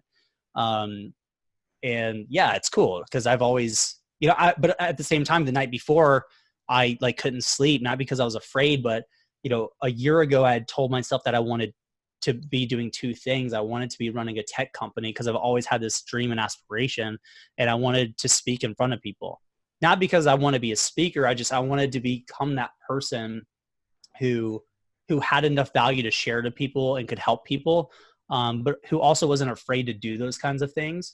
Because again, I grew up very introverted and quiet. And I realized that night, I'm like, holy shit, I'm literally doing both of those now. And like I got like a little teary-eyed, to be honest, because I'm like, holy shit, like I'm doing it. But it was fighting through a lot of those fearful moments of I might fail, but I'm going to work really hard not to. But it's just leaning into it. Like, I don't know. It's cool. Like once you get on the opposite side, but you're always going to be like freaked out by doing something, I guess. I don't know. I hope everyone like really honed in on that, because I literally just had this similar conversation with my mom at the hospital yesterday. It was just her and I stayed the night with her. I was the only one there for a while. And she was just doing the typical mom thing, like asking me more about like what's going on. And so like she watches our YouTube channel now and all. Like it's cool. I walked into my parents' house before and my video was on their TV and they're just chilling on the couch watching it. Like they don't, my dad sells part-time on Amazon, but like they don't, like I'd start crying. It's just like I had this moment, I'm like, that's so weird to me for some reason. But she, she's doing the mom thing. She's like, I'm just so proud of you, and you've grown so much. And I told her, this whole like entrepreneur, because I never grew up. Like I grew up with the typical, like I've been through the food stamps thing. I know what it's like to go hungry for days. Like I've been through the sob stories. I just don't play on the sob stories. But I told her, this whole entrepreneur thing brought out every single weakness and every single fear I ever had about myself. Yep. Every insecurity just came full front, especially the day I decided to freaking put myself on YouTube. Like, that's even worse, because then the trolls will make sure your insecurity. But that is so crucial what you said, though. Like, you are going to grow so much through this road of entrepreneurship. And I've had to honestly tell people, like, if you're not willing to face your insecurities and grow and get stronger through them, face those fears, like, you're not going to make it. You might flip a few things for 6 months or a year, but long-term business owner, you won't make it. I'd argue it's not even about how to flip stuff, how to create a wholesale business, how to raise capital, how to do this and that. It's mental. Yeah, that's what I'm saying. Like, the other stuff is simple. Like, it's literally, I can draw it for you on a napkin step by step, but the doing it, the overcoming those hurdles are like, I'm still I'm still dealing with this stuff, right? So when we started, VinDrive, especially Aura, because Aura was a huge, massive project, like, they're bootstrapped, like, we're not raising money, but I've never done this before. So I have to learn. I mean, that's scary. I'm like, dude, how do we do this?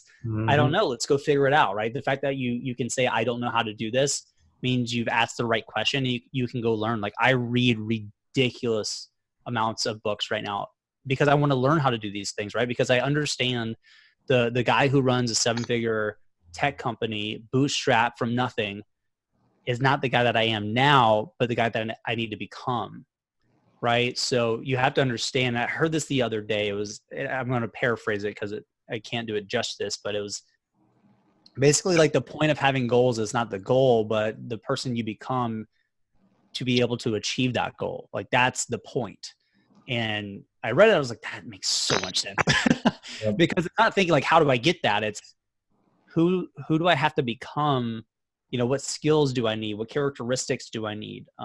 What resources do I need to do that? And you just put puzzle piece to puzzle piece. But the whole time, like, every single week, I'm like, I have no idea how to do this. Let's go figure it out, right? But what's cool is, you learn from other people, right? I mean, what you guys have here means when you don't know how to do something, I mean, think about what we have with every Facebook group in existence right now for sellers. If you don't know how to do something, you just ask, right? And they will literally say, hey, this isn't just a Google search. This is what I went through in the same situation. And here's what I did. And that helped me. Thanks. That potentially saved, like, this is why I do all this stuff, like, for free, and like why I really enjoy it. I struggled for 3 to 4 months and it was super painful. Like, really, I felt so stupid and dumb because I couldn't figure it out. But if I can help save somebody that 3 to 4 months and condense it down to 30, hopefully nothing more than 30 days, that's a huge win for me, because now you didn't have to experience the extra 3 months of struggling to figure it out on your own. I can give you that roadmap, that playbook for nothing in a clear way and say, hey, just here's how it's done. Just go do it. And if that's what you want, get at it. Right. That's huge. I mean, we really take a lot of these stuff like for granted. But the fact that you can make a phone call or send a Facebook message or make a post, I mean, it's astounding what we're capable of doing. I mean, it's ridiculous. It is. I mean, yeah. I told my sister a couple weeks ago, I'm like, cause she's 21 and she knows what she's doing in her path. And I forgot how we got on the subject, but I told her, today is literally the easiest time ever to create anything from scratch, because you got access to YouTube and Facebook. Like, the knowledge is all there. It wasn't there many years ago. No. Even like when I started, I sold my first item November 2015. So almost 4 years ago. Even we talked about that. There was like 2 Facebook groups that were like super inactive. There wasn't many people doing YouTube. Like, I did that same thing. It was like a 6-month process of just figure the crap out. Starting a YouTube channel the same way you started a podcast, right? We didn't know how to friggin' I watched a YouTube playlist of by Pat Flynn of how to start a podcast, and that's what I followed. I have the mic he recommends. Yep. Mine was literally, I did some searches. I'm like, okay, just upload the videos. I didn't know about keywords, titles. I didn't know about SEO, like tags, all that kind of crap. And I'm like, okay, you know what? I got this big old box of toys behind me. Hey guys, here's my name. Here's what I'm doing. I'm going to open this box of toys and try to make some money. And that was the first video, and that blew up. at the end of the day, like that's what it comes down to. It's the mentality behind it all. It's just putting in the work. I think it's having like an abundance mindset too, right? So I was quick to like kind of decline a lot of things that I didn't think I was capable of doing. Like college was one of those. Like I grew up, I was told I was like learning disabled and all this other crap. But now full-time finance major, going to graduate with honors on top of running 2 SaaSes, Amazon, and a podcast and our Facebook group.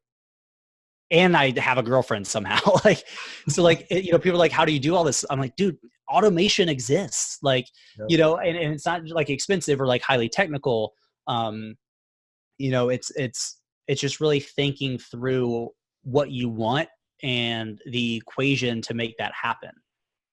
Right. There's a very long, in-depth way of making YouTube videos or making a podcast happen. And then there's a really efficient way, but you're always learning. Like I still read, I still meditate like 20 minutes a night. I still sleep, 8 hours a night. Like I have the Aura ring because like I'm obsessed with like hacking my sleep and optimizing that kind of stuff. Right. Getting good grades, like all this stuff is totally possible, but it's in how you approach it and being effective with your time. A lot of people want these efficiency tools like Jungle Scout. Like, listen, those are great, but if you're not effective first, the efficiency tools are only going to make you, efficiently ineffective. Right. So once you're spending 98% of your time doing nothing but sourcing and you're really honed in on that, everything else is much easier because you don't need 8 hours a day to grow a wholesale Amazon business. I can tell you for a fact you don't, because I've done it. That doesn't mean like, oh, it's super easy. Like you only need an hour a day. Like, no, like it took a lot of effort for me to get to that point, and I didn't want to be at that point, but that was the situation and I made do. But yeah, it's great. I love this stuff. Like, cause this is the stuff I was not exposed to and I'm having to learn myself. But once you start to understand it, you realize the crap you tell yourself and how it's literally just crap. Mm-hmm. It's dumbfounding. That's why that's why we use things like these calls, Facebook groups, podcasts, YouTube. That's why we use these as outlets to just get all the excitement out of our head because we didn't have anyone to really talk to. I think that's the same story for most people on the chat right now too. Yeah. Your friends, your family, they love you. They'll support you. They don't know what the hell you're doing. They don't get it. Until they become a seller, they will never get it. They'll support the crap out of you, even a spouse. Like Trista supported me for the first 6 months. I presented her with $1,000 in a week one time. And that was the day we sat down and made the decision, like, you need to quit your job and come help me or I'm going to hire someone. Right. Like, I'd rather spend my days with you in the garage than some stranger. And that was the day we decided, okay, put in your 2-week notice. Let's just figure this shit out. Yeah. And for the next 4 months, she helped me firsthand, was packaging Amazon and eBay shipping and all that stuff. She still didn't get it until she did her own sourcing, her own listing. And then she finally got it. And we had that conversation of, oh, okay, I got it now. And that's where a lot of you guys are going to be sitting right now. Like they're not going to get it. And I do this challenge. I did this challenge at our warehouse sale because we had a subscriber come in that follows our channel, and they came in and they were in a really tough situation where their husband didn't necessarily support her because she was just spending money all the time. She was out on the road sourcing, like she was just away and spending money. That's all he saw. And I told her, and this was in the middle of the warehouse sale we were doing, I told her, if you just save $1,000 cash from the stuff you're selling and give him, like, show him in person a wad of cash, because numbers on a screen are one thing, but when something about cash, his mindset's going to change a little bit. Try it. And at the end of that warehouse sale, I thought we were going to make $500, and we made almost $2,000. So I took $1,000 cash and I brought it home and I showed Trista. I'm like, remember that first time I showed you a method to making money I thought would work, which was Amazon. And then I said, here's my next method I think will work, a warehouse sale. And she's like, okay, like no hesitation, because she gets it. She gets the game now. So you guys that are in that position with your spouse, your friends, your family, you got to keep at it. You know why you're doing this. You know it's going to be for the benefit of your family and for the long term. It's time and patience to get them on board with it is the big one. Yeah, I started dating this girl, and I got sick of like dating and trying to explain what I do and what my life is. because it would just like gloss over. And no, she went and read the VinDrive blog. Like I was like, yeah, like Amazon, the podcast. How long have you guys been dating at this point? At that point, like a few weeks. Oh, that's awkward. And she's like, yeah, she was asking me about my day, and I was talking, about VinDrive. And she's like, yeah, it's like this, right? I'm like, yeah. How did you know that? She's like, Googled you. That is so funny. She Googled me. She read the blog post that I've written, which there's like tons of, obviously not all of them. She's like, yeah, I just wanted to know more about what you did. I was like, what? That's great. I was like, good, because this means I get to, nerd out with you. So get ready. Like, you just opened up that can of worms. But no, yeah, it's crazy weird. And I'm not used to it. Usually it's like, oh, that's cool.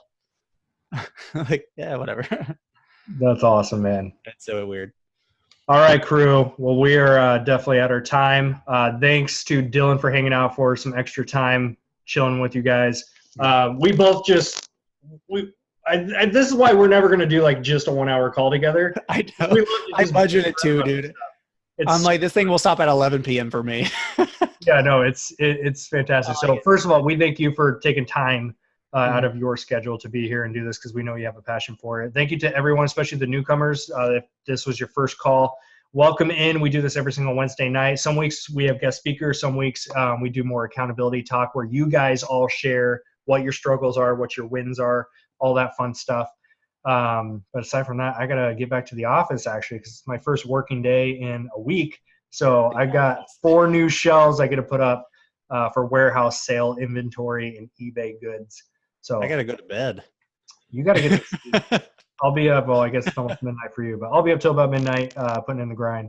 So thank you all for tuning in. As always, these calls are recorded inside of a private playlist on YouTube. So one, do not share that link. Only you guys with the link have access to it. And I see views, so I know how many people see it. And I've seen videos that get shared that should not be shared. I'm like, if this was shared out to 250, why does it have 1,000 views? So do not share the links out. I know when they're shared. I would hate to have to crack down on recording stuff. That would just be, I would not like to do that. But don't share the links. They are there. You can find it inside the group files. You'll see one playlist link. These are all added to. And all the links to Dillon, I'm going to grab all of his information, podcast, Facebook group, all that fun stuff is going to be in the Facebook post itself under the resources tab. And we'll see you guys. You won't see me next Wednesday. Let's say that. I guess with that being said, we are expecting the baby Mother's Day if everything goes smooth. We're getting induced. She's getting induced. I get to support. She'll be induced Saturday night. Pitocin is the drug that they give you to induce you and have a baby. So that can take anywhere from 24 hours. It can take 2 hours. Each person is different. So we're not sure what's going to happen for next week's call schedule. I know Gretchen is going to be hosting Monday night. I will also be here on Wednesday with Matthew. We'll be here Wednesday. So you guys will get a call. I do not know if Tristan and I will be here, but we'll see how babies do. And I'm sorry. Martin also volunteered. I did not mean to. All right. In that case, Martin will be volunteering. I think I heard words of Matt volunteering. So you guys will have plenty of hosts for the call for Q&A. They all jumped up and down. I'm just here to make sure everyone keeps their so you guys will host. Gretchen will moderate. She has added. Wait a minute. By everyone on that one, I do mean Matthew, not Martin. But anyways, yeah. I love it. Cool. Well, thank you all so much for your time. Thanks again, Dillon. This is not your last time. Did you guys like him? Should we bring him back? If I liked him, you let me know. If I didn't, please tell me as well so I can do better. Thanks for Dillon. You and I need to chat. Yeah. Hey, send me an email. You want to do a thing, and I'm facilitating some things. So okay, yeah, send me an email. Dillon@vindrive.com. Dillon. Got it. And everybody else, you can feel free to send me an email as well. If you guys have questions, feel free to email me. That's not, I don't know if anyone else has done this to you, but the first 5 times I had to type your name out. For some reason, I always wanted to put Dillon, an extra I. Or Dillon. Yeah. I don't know. Like it was just muscle memory. I don't know why. It's normal. Just sound it out. I don't know. That was just a struggle of my life. You guys all have an amazing night. We'll see you next time. Later, guys. Thanks, guys. Bye.